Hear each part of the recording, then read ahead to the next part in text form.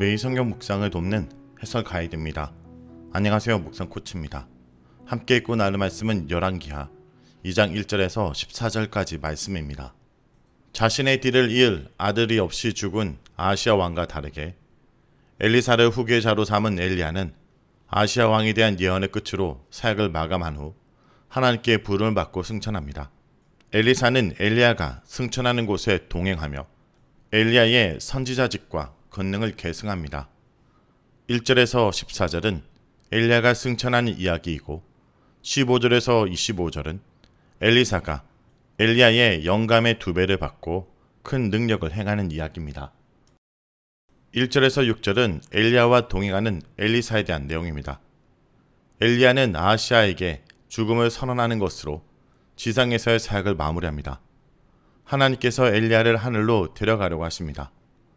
본문에서 여호와께서 엘리야를 해오리 바람으로 하늘로 올리실 때라고 표현하는데 지상에서 살다가 죽지 않고 하나님께서 데려가신 인물은 성경 전체에서 에녹과 엘리야뿐입니다. 에녹은 하나님께서 데려가셨다라고 표현하고 있는 반면에 엘리야는 하늘로 올리셨다라고 표현합니다. 엘리야는 자신이 지상을 떠나야 할 때가 온 것을 알고 그동안 지내던 길갈에서 출발합니다. 이때 엘리사가 자신과 동행하려고 하자 그에게 여기에 머물라고 간곡히 부탁하며 하나님께서 자신을 베델로 보내시니 자신만 가겠다고 합니다. 엘리야는 자신이 떠나는 모습을 제자인 엘리사에게 보여주고 싶지 않았던 것입니다. 하지만 엘리사는 엘리야와는 달리 자신은 절대 엘리야를 떠나지 않겠다며 여호와 이름으로 맹세합니다. 제자로서 스승의 마지막 가는 길을 배웅하고 싶은 것이 인지상정이기 때문입니다. 엘리야는 엘리사의 고집을 꺾지 못하고 같이 베델로 갑니다. 그곳에 있던 선지자의 제자들이 엘리사에게 나와 엘리야를 여호와께서 데려갈 것을 아느냐고 질문합니다. 엘리사는 자신도 안다고 말하면서 조용히 하라고 주의를 줍니다. 이런 제자들의 말은 엘리야의 승천이 확실함을 나타낸 것으로 하나님의 영이 엘리야뿐 아니라 엘리사와 선지자의 제자들에게까지 엘리야의 승천 소식을 알려준 것입니다. 엘리사는 자신도 알고 있으니 이 일로 수선 떨지 말라라고 당부합니다. 엘리사는 하나님께서 하시는 일을 잠잠히 바라보라는 의미에서 조용히 하라고 당부합니다. 4절에서 5절은 2절에서 3절을 반복하고 있습니다. 다만 장소가 여리고로 바뀌었을 뿐입니다. 5절에서 6절도 또다시 반복적 사건을 보여줍니다. 이번엔 엘리야가 요단으로 갑니다. 엘리야와 엘리사의 움직이는 경로를 보면 다음과 같습니다. 길갈에서 베델 북쪽에 있는 도시이며 여기서 시작하여 남쪽 베델로 가고 여기서 여리고로 내려갔다가 요단강을 건넙니다. 이런 반복적인 예언 확인과 이동은 무엇을 보여줄까요? 첫째, 엘리사가 엘리야와 헤어질 준비를 하는 시간을 버는 역할을 합니다. 둘째, 엘리야가 죽은 것이 아니라 승천했다는 사실을 계속해서 확인하는 과정입니다. 7절에서 10절은 엘리야의 능력의 2배를 요청하는 엘리사의 모습입니다. 요단에 도착했을 때 50명의 선지자의 제자들이 요단가에 서 있는 2사람을 바라보고 있었습니다.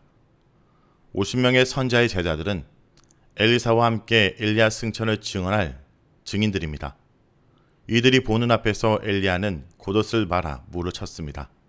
그러자 물이 양쪽으로 갈라지고 마른 땅이 드러났으며 2사람은 그 마른 땅을 밟고 요단강을 건넜습니다. 물으셔서 강을 가르는 모습은 모세가 지팡이를 들어 홍해를 가르는 모습이나 제사장들이 법궤를 들고 요단강에 발을 담갔을 때 요단강의 마른 땅이 드러났던 모습과 같습니다. 마른 땅으로 번역된 단어 하라바는 물 밑에 있던 땅이 드러날 때만 드물게 사용되는 단어이며 출애굽기 14장 21절과 여호수아 4장 17절에서 사용되었습니다. 이것은 여호와의 능력이 엘리야에게 강하게 임하고 있다는 상징이며 여기서는 모세의 막대기 대신 엘리야의 옷이 능력의 도구로 사용되고 있습니다. 여리고성 근처에 있는 요단강 건너편은 모세가 죽은 느보산과 멀지 않은 곳입니다. 요단을 건너 둘만 남게 되었을 때 엘리야는 끝까지 자신을 따라온 엘리사에게 무엇을 원하는지 묻습니다. 스승으로서 자신을 끝까지 따라온 제자에게 자신이 할 수 있는 선물을 주려고 한 것입니다. 이에 엘리사는 엘리야의 능력에 갑절의 능력을 달라고 요청합니다. 갑절이라는 단어는 신명기 21장 17절에 나오는 표현인데 장자의 권리는 다른 두 아들의 2배라는 것을 말하는 것으로 여기서 엘리사가 원하는 2배의 능력은 엘리야의 능력의 2배가 아니라 다른 선지자들의 능력의 2배를 달라라는 것입니다. 이것은 자신이 엘리야를 합법적으로 승계하는 장자로서 장자의 몫을 달라는 것입니다. 그러자 엘리야는 어려운 일을 구한다며 만일 하나님께서 자신을 데려가시는 것을 보면 그대로 이루어질 것이라고 말합니다.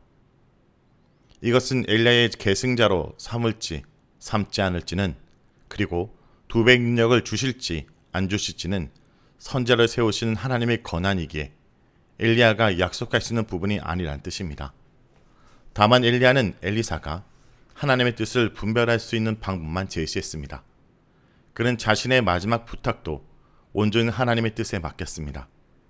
사람들이 자신의 사역을 마치고 다른 사람에게 넘길 때 하나님을 온전히 신뢰하지 못하여 자신의 생각대로 하려고 하고 그렇게 안 되면 매우 불안하여 억지로 자신이 원하는 후계자를 세우거나 특정 인물을 끌어내리려고 하는 경우가 있습니다.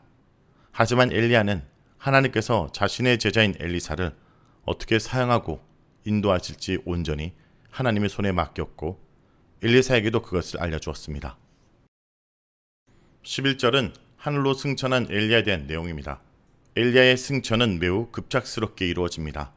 엘리야와 엘리사가 서로 이야기를 나누며 걸어가는데 갑자기 불수레와 불말이 나타나 둘 사이를 갈라놓고 엘리야는 해오리 바람에 휩쓸려 하늘로 올라갔습니다.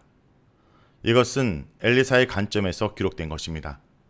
여기서 불수레와 불말은 전승에서 여호와께서 타고 다니신다라고 여겨지는 것들이며 하나님께서 엘리야를 데리고 가셨음을 보여주기 위해 등장하고 있습니다.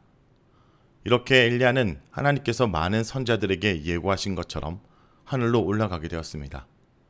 그가 선지자로서 지상에서 사역할 때 그 많은 하나님의 권능을 행하고도 아합과 이세벨 같은 악한 지도자로부터 너무 많은 고난과 멸시를 당하였기 때문에 하나님께서는 그를 가장 영광스러운 방법으로 데려가신 것입니다. 12절에서 14절은 엘리야의 옷으로 요단강을 건넌 엘리사의 모습입니다.